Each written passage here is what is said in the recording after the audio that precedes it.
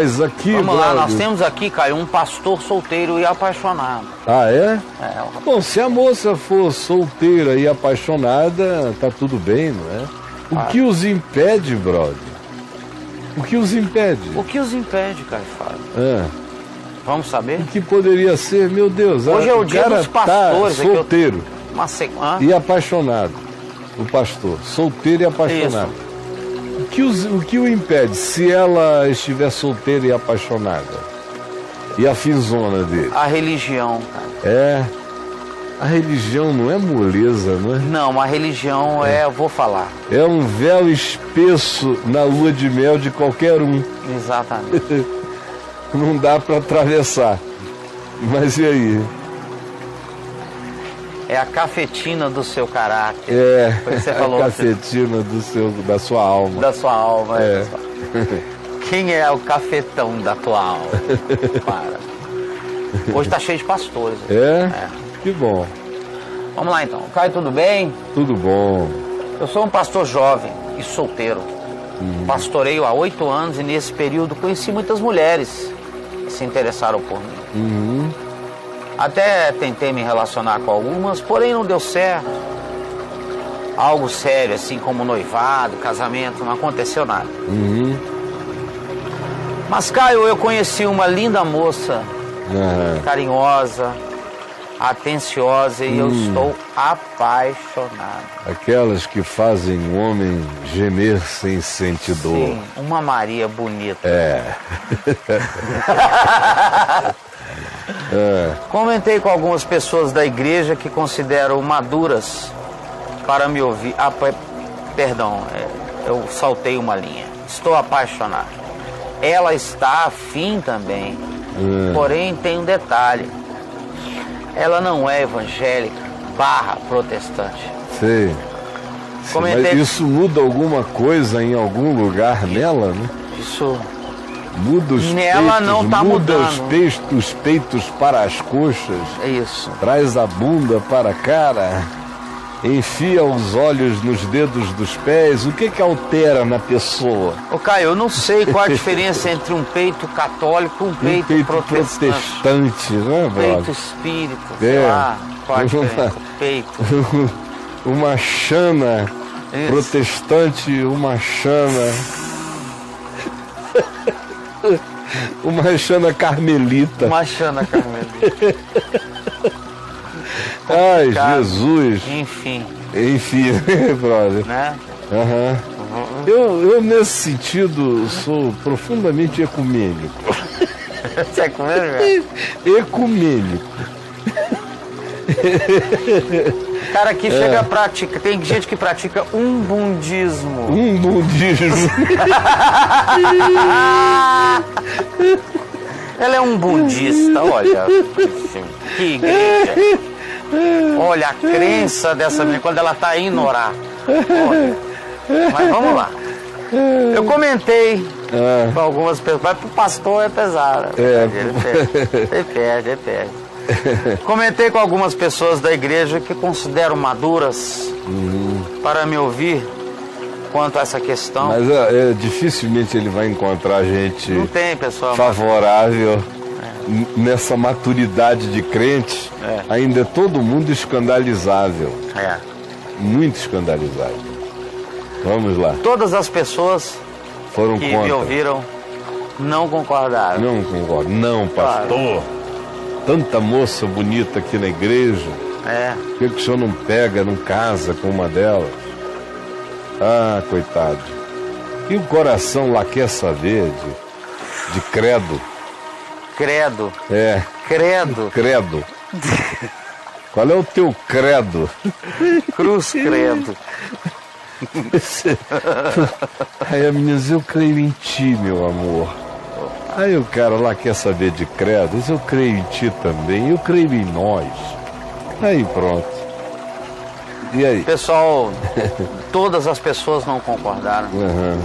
Acham que é errado o namoro entre crentes e descrentes.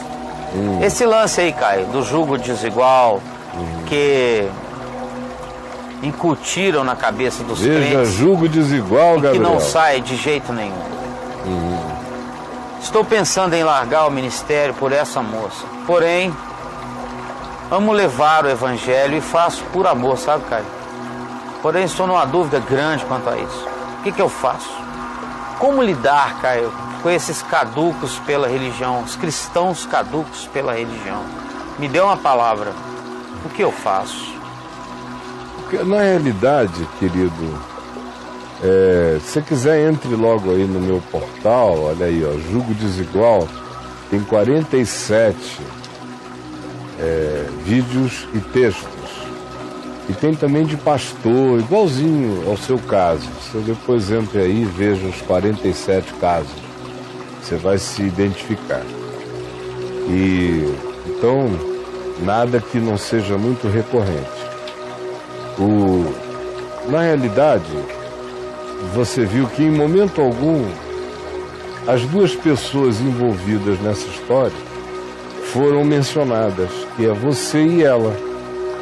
A única coisa que se mencionou é de que lado do muro cada um nasceu.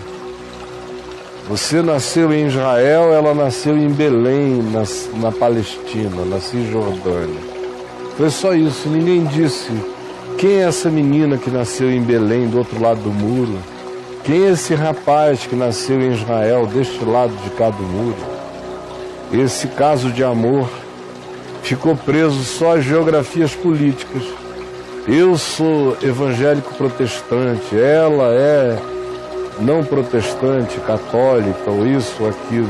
Enfim, é essa história pagã de religião. Quando na realidade, se você ler aí no meu portal, você vai ver que quando Paulo está falando de jugo com os incrédulos, ele está falando a mesma coisa relacionada a jugo com certos tipos de crentes, que ele também diz que são piores que os incrédulos. O que Paulo está falando é não se colocar num jugo desigual com certo tipo de pessoa, de entendimento e de compreensão. Então só você pode responder se essa pessoa é madura, se ela tem um entendimento bonito da vida, se ela tem um olhar cristão da vida, se ela tem caráter de Deus no coração, se ela é um ser do bem, se o que você gostou dela tem a ver com a atitude espiritual dela, de bondade, de sobriedade, de respeito, de reverência, de bom senso, de sabedoria. É só isso que importa. Porque essas coisas, são dons de Deus que acontecem de um lado e de outro do muro. Ele faz vir essas coisas sobre uns e sobre outros, sobre aqueles e sobre esses também. E não tem muro que possa impedir essa boa dádiva e essa graça de cair nos corações. De modo que você tem que ver se essa pessoa é humana. É só isso que interessa, é gente, é do bem. Se ela já tem evangelho de perdão, de compaixão, de graça, se ela já carrega o caráter da humanidade redimida dentro dela, se ela tem essa vontade do bem, é isso que importa, só isso que importa. O resto é religião, é guerra entre grupos, seitas e facções, supremacismo religioso, separando corações. Você vai e veja quem é a pessoa. Assim como também nunca fique com uma menina só porque ela é evangélica. Também não escolha uma pessoa só porque ela é bonitinha, gostosinha de comer hoje. Porque se não tiver caráter, a bonitinha, gostosinha, deliciosa para pegar hoje, pode se tornar o tormento da tua vida amanhã, independentemente da religião dela. Essas coisas têm a ver com atitude, caráter e espírito. Antes de tudo, quando uma pessoa é boa assim, apesar da religião ou sem religião, é o melhor sinal. Porque ela é boa mesmo, é do bem. Quem teve coragem de não querer saber disso há quantos anos atrás, o filho mais velho dele, eu estou aí para completar 63. Ele é mais velho do que eu, 5 anos, deve estar com 68 anos, o filho mais velho do reverendo Antônio Elias e da dona Maria José, o Lúcio. E eles se casaram acho que uns 2 anos antes do Lúcio nascer. Então, há 70 anos atrás, 70, quando protestantes e católicos estavam em guerra no Brasil, guerra, pedradas, apedrejamentos, vandalismos, perseguições, inimizade.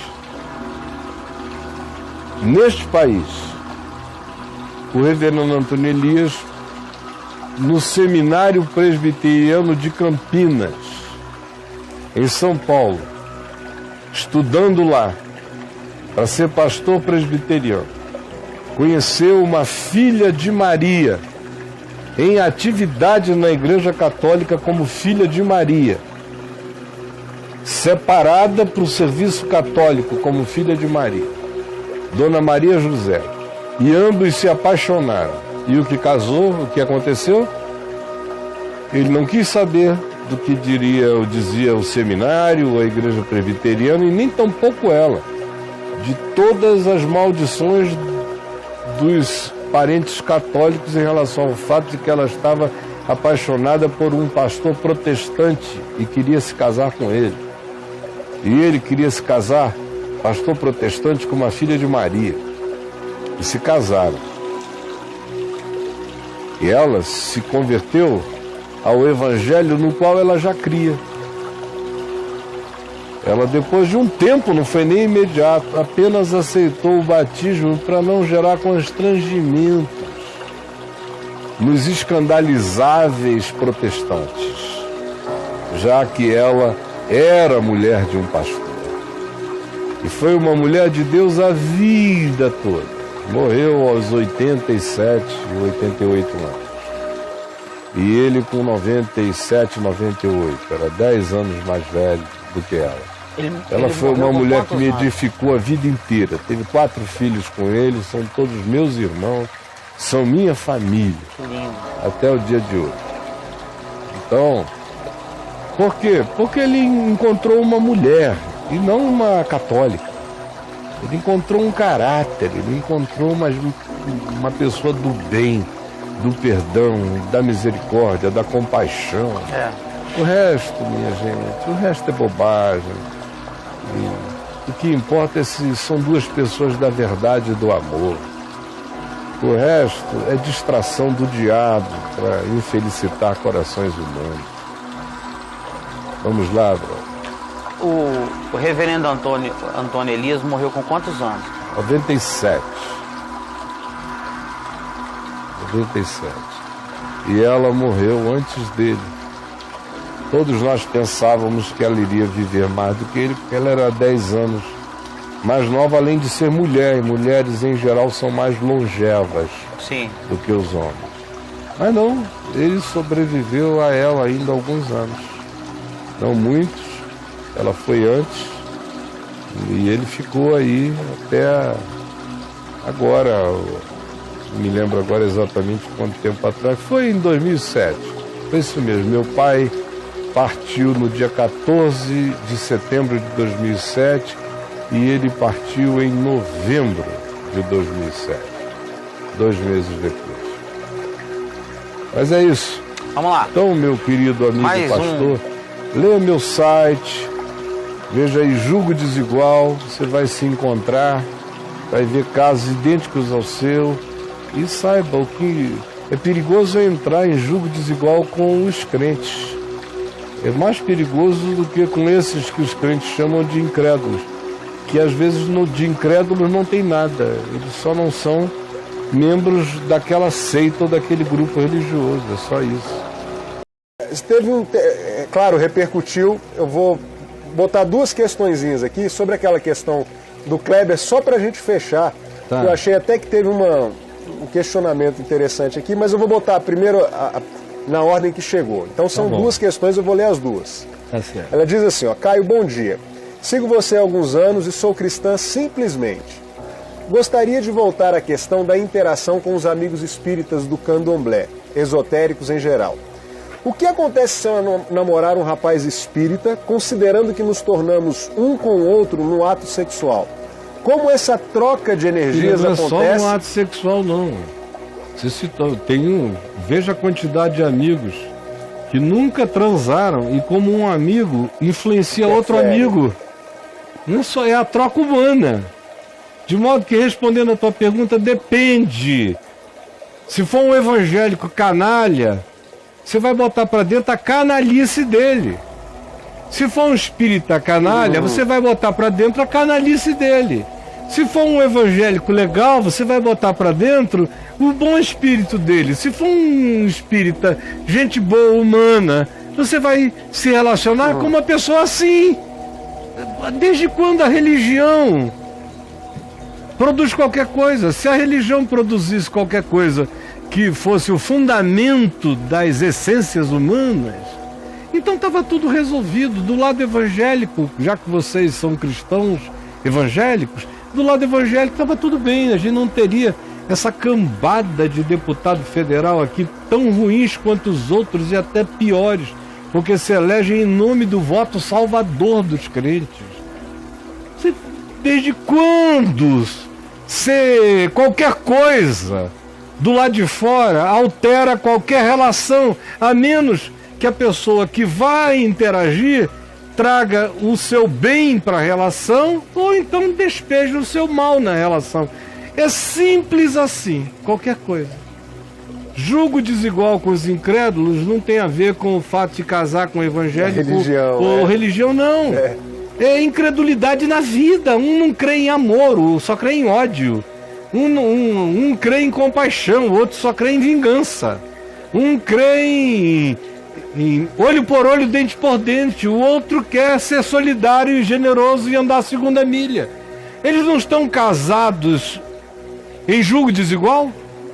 Podem frequentar a mesma igreja, mas são dois espíritos antagônicos.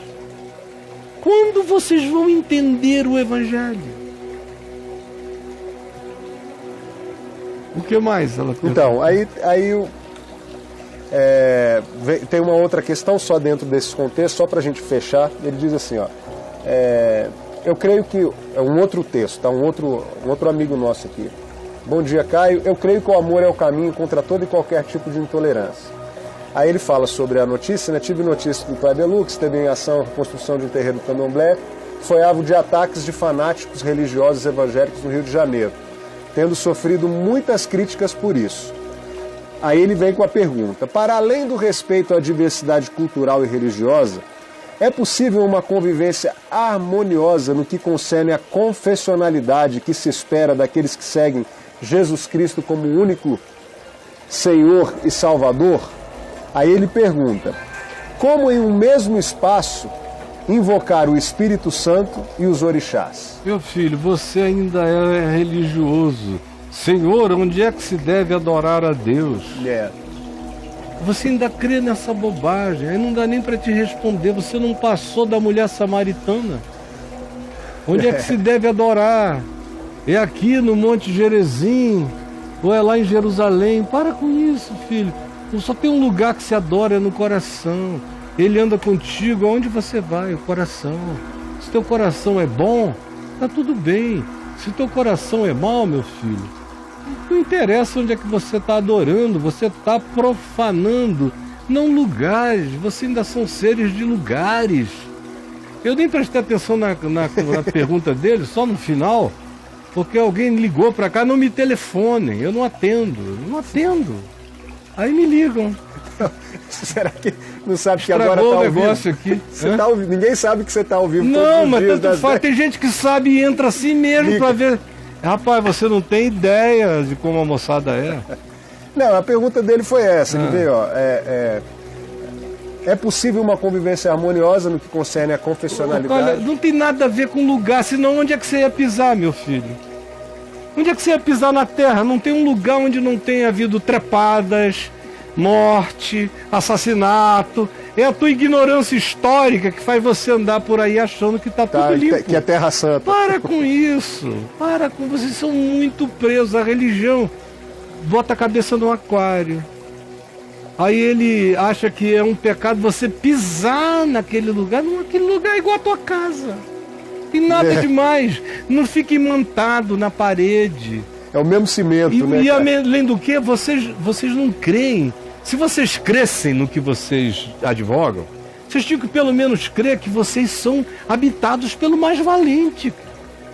Você é templo do Espírito Santo, então o resto é o resto. E em volta do buraco é sua beirada, meu amigo. Você é o templo. Eu não falei aqui, não deve ter ouvido, que Jesus escolheu construir e dizer, edificarei a minha igreja, não como um templo, mas como um conceito do que seja ser igreja, lá em Cesareia de Filipe, no meio do lugar mais profano, assim considerado pela mentalidade judaica. Aí eu dou o exemplo de Jesus vindo de Gadara, passando por aquelas geografias da contaminação, e o cara me pergunta isso, não ouviu nada do que eu falei, ele estava com uma resposta para me fazer, educada, politicamente correto, mas que ele podia ter apagado se ele tivesse ao menos me ouvido na hora que eu expliquei. Pega o recorte lá. Pega o recorte, meu amorzinho. Tá bom, meu filho? Ô Caio, então vamos sair dessa coisa da religião, dessa... O fato é o seguinte, isso é ridículo. Já deu, né? Já deu. Eu não sei como é que vocês têm coragem de questionar de isso. Ficarem ainda, né? com isso.